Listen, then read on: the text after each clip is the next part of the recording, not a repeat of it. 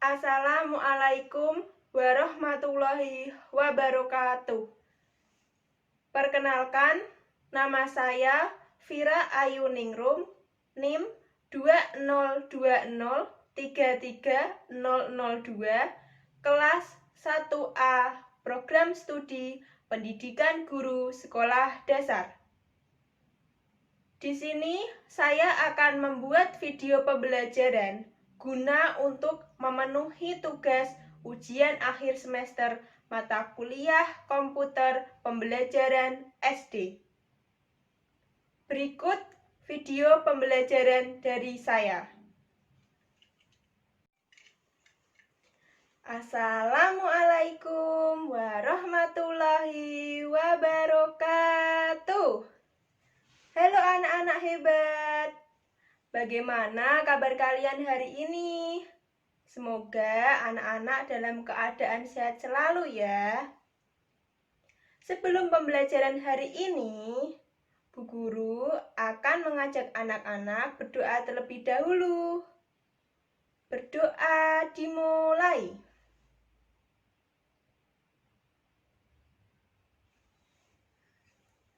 Berdoa selesai. Anak-anakku, apakah kalian sudah siap untuk belajar bersama? Sebelum itu, Bu Guru akan mengajak kalian untuk tepuk semangat, biar tambah semangat. Mari kita tepuk tangan semangat bersama. Tepuk semangat. Semangat. Semangat. Biar tambah meriah, kita ulangi sekali lagi ya. Mari kita tepuk semangat bersama. Tepuk semangat. Semangat. Semangat. Anak-anakku, sebelumnya Bu Guru akan menjelaskan apa sih itu virus corona. Di sini ada yang tahu apa itu virus corona? Ya, betul sekali. Virus corona adalah virus yang sangat mengkhawatirkan manusia. Karena virus corona dapat menular. Di sini, sebelum pembelajaran kita mulai, Bu Guru akan mengajak anak-anak bagaimana sih cara mencegah penyebaran virus corona. Apa ada yang tahu bagaimana cara mencegahnya? Di sini Bu Guru akan memberitahu kepada anak-anak bagaimana cara mencegah penyebaran virus corona. Perhatikan baik-baik ya. Yang pertama, cuci tangan menggunakan sabun. Mencuci tangan hingga bersih menggunakan sabun dan air yang mengalir efektif membunuh kuman, bakteri, dan virus termasuk virus corona. Yang kedua, hindari berjabat tangan. Menghindari kontak kulit seperti berjabat tangan mampu mencegah penularan virus corona. Yang ketiga, social distancing atau jaga jarak sosial. Anak-anakku, jaga jarak sosial dengan orang lain dengan jarak 1 meter dapat mencegah penularan virus corona. Yang keempat, hindari berkerumun. Tindakan tersebut adalah upaya untuk mencegah penyebaran virus corona. Corona dapat ditularkan melalui makanan, peralatan, hingga udara. Yang kelima, hindari menyentuh mata, hidung, dan mulut. Penyebaran virus corona dapat terhentikan apabila kita tidak melakukan langkah tersebut. Yang keenam, memakai masker. Anak-anakku, selalu gunakan masker ya. Yang ketujuh, tetap berada di rumah. Pastikan anak-anak tetap berada di rumah agar terhindar dari virus corona. Berikut adalah cara untuk mencegah penularan virus corona. Anak-anak sudah paham ya? Oke, sekarang Bu Guru akan memulai pembelajaran dengan cara mendongeng. Ayo, anak-anak di sini siapa yang suka dongeng? Pasti semua suka kan? Bu Guru akan membacakan dongeng Si Kancil Mencuri Mentimun Pak Tani. Didengarkan ya.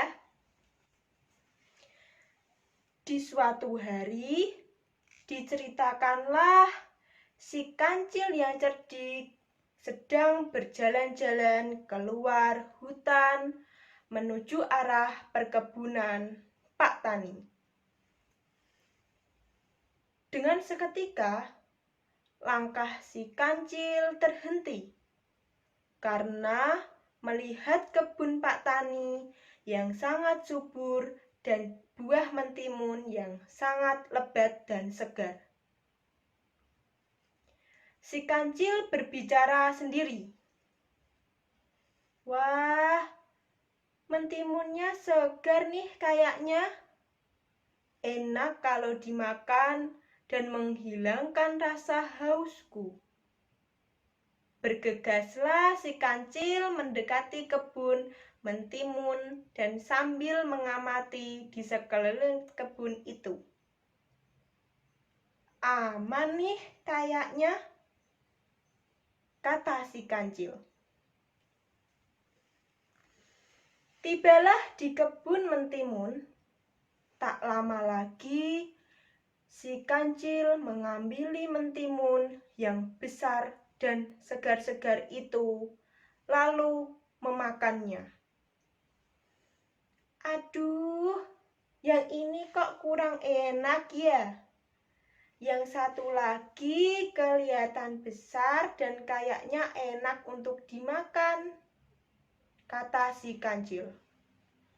Si kancil mengambil mentimun-mentimun yang ada di sekitarnya.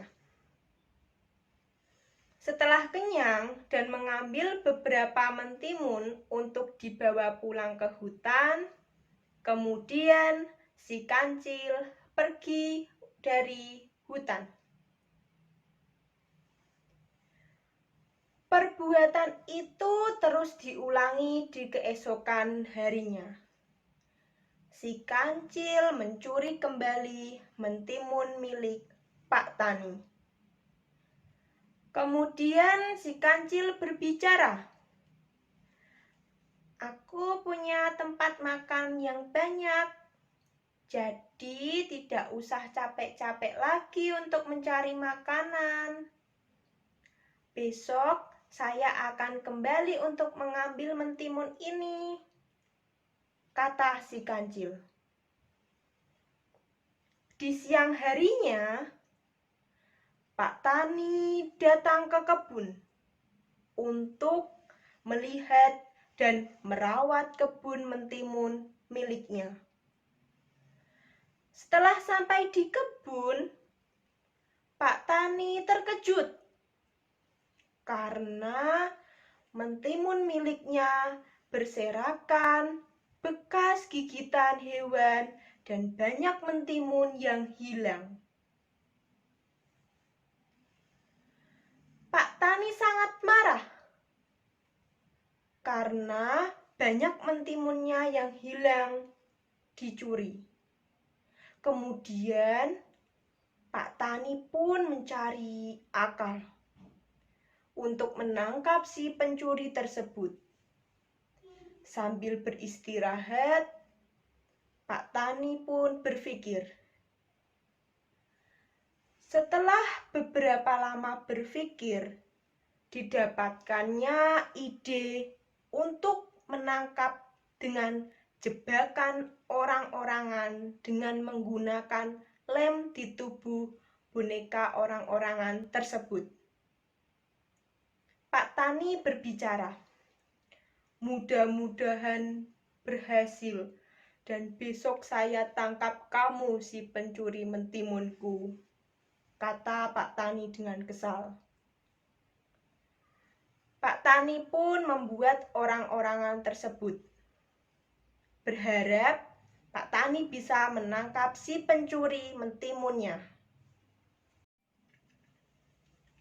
Keesokan harinya, si kancil datang kembali dengan niat untuk mencuri mentimun milik Pak Tani. Dari kejauhan, si kancil terkejut sambil berbicara di dalam hati. "Kok Pak Tani pagi-pagi sekali ya sudah di kebun? Padahal hari-hari sebelumnya Pak Tani tidak ada di sini," kata si kancil. Akhirnya si kancil pun menyelinap di semak-semak untuk mengawasi Pak Tani. Sambil mendekati karena sangat penasaran, si kancil pun tertawa sendiri. Emang saya bodoh Pak Tani membuat boneka orang-orangan. Dia pikir saya percaya dengan jebakan dia, kata si kancil. Kancil memang cerdik, tapi dia tidak menyangka bahwa boneka orang-orangan tersebut sudah diberi lem oleh Pak Tani agar si kancil terjebak. Dengan tenangnya, si kancil mendekati boneka itu sambil menendang-nendang sambil mengejek Pak Tani. Tetapi siapa sangka kaki si kancil satu persatu tidak bisa dilepaskan yang sudah menempel di orang-orangan tersebut. Si kancil sangat kaget dan dia terperangkap di boneka tersebut. Kemudian datanglah Pak Tani. Dengan senang dan sangat kesal, dia memerogoki si kancil yang sudah terperangkap di boneka orang-orangannya yang telah dibuatnya. Ditangkaplah si kancil dan dibawa pulang ke rumahnya untuk dikurung. Malangnya si kancil yang telah tertangkap oleh Pak Tani. Lalu di malam hari si kancil berpikir untuk mencari cara agar bisa kabur dari kurungnya. Si kancil yang cerdik kemudian mendapatkan cara untuk lolos dari kurungnya. Dan di malam itu, si kancil telah dijaga oleh anjing milik Pak Tani. Dan dipanggillah si anjing tersebut. Si kancil memanggil si anjing untuk mendekatinya. Si kancil berbicara, "Halo si anjing." Si anjing pun menjawab, "Ada apa kamu memanggilku? Jangan minta aku untuk melepaskanmu, karena saya adalah anjing yang setia kepada Pak Tani," ujar si anjing yang tetap diam. Lalu si kancil pun menjawab, "Siapa yang meminta kamu untuk mengeluarkan saya? Justru Saya senang ada di dalam kurungan ini. Lalu si anjing pun menjawab, "Dasar kancil bodoh, dia senang dikurung. Tahu besok akan dibuat sembelih untuk dimasak." Si kancil pun menjawab lagi, "Kamu salah, anjing. Saya dikurung bukan untuk disembelih, melainkan saya akan dinikahkan oleh Pak Tani kepada anaknya yang cantik jelita." Si anjing pun menjawab, "Kamu bohong. Kamu hanya menipu saya." Lalu si kancil pun menjawab lagi, "Ya sudah, kalau kamu tidak mau mendapatkan anak dari Pak Tani yang cantik dan jelita itu, biar aku saja yang akan menikahinya." Sambil tertawa mengejek. Si anjing pun menjawab, sambil berpikir dan menebak-nebak. Dia sedikit terpengaruh dengan omongan si kancil dan mendekatilah si kancil. Lalu si anjing berbicara, "Benarkah begitu? Besok kamu akan dinikahkan oleh Pak Tani. Apakah kamu tidak berbohong?" Kata si anjing yang penasaran. Lalu si kancil menjawab, "Benarlah, anjing. Masa kamu tidak percaya denganku? Masa saya berani membohongi kamu yang memiliki badan yang besar?" Si anjing pun menjawab dengan tidak sabar. Lalu si anjing menyuruh si kancil untuk keluar dari kurungnya. Si anjing berbicara, "Ya sudah, kalau begitu, tukar biar saya yang ada di dalam dan kamu pergi," kata si anjing. Lalu mereka bertukarlah dan dibukakan pintu karungnya yang sudah dibukakan oleh si anjing.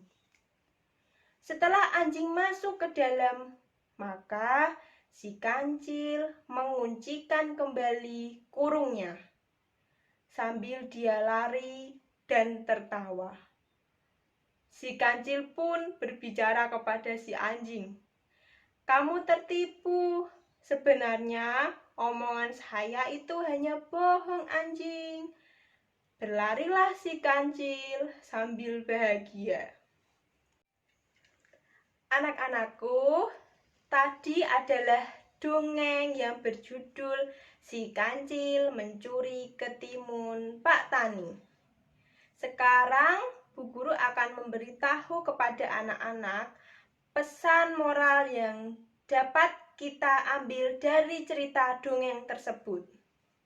Yang pertama, janganlah kita melakukan kejahatan atau mencuri, karena sepandai-pandainya kita suatu hari akan ketahuan.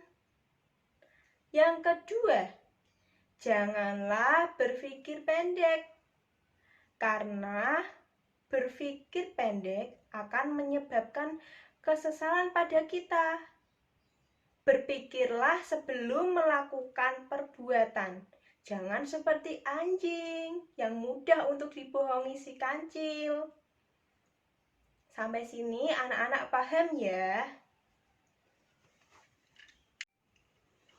Anak-anakku, sebelum Bu Guru mengakhiri pembelajaran hari ini, Bu Guru akan mengajak anak-anak untuk bernyanyi Si Kancil Anak Yang Nakal. Ayo, mari kita nyanyi bersama. Si kancil anak nakal, suka mencuri ketimun.